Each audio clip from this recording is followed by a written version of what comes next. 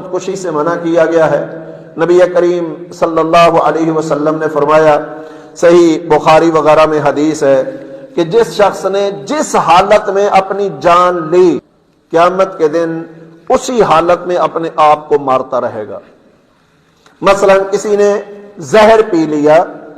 تو اسے زہر دے دیا جائے گا اور وہ زہر مسلسل پیتا رہے گا، یعنی اس کے لیے یہ زہر تکلیف کا سبب بنتی رہے گی اور جہنم کے اندر جا کے بھی اس عذاب سے جان نہیں چھوٹے گی۔ اگر کسی نے اپنے آپ کو تیز دھار آلے سے، کسی چاقو، چھری، تلوار سے کاٹ لیا تو یہی چیز کل قیامت کے دن اس کے ہاتھ میں پکڑا دی جائے گی اور اسے کہا جائے گا کاٹتا رہے اب اپنے آپ کو۔ کسی نے اپنے آپ کو پہاڑ کے اوپر سے جا کر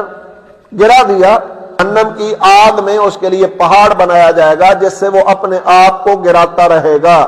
یعنی یہ ڈبل عذاب اس کے لیے ہو جائے گا۔ ایک تو جس آلے سے یا جس ذریعے سے اپنے آپ کو اس نے قتل کیا ہے وہ عذاب بھی اس پر مسلط رہے گا، اور جہنم کی آگ کا عذاب تو پھر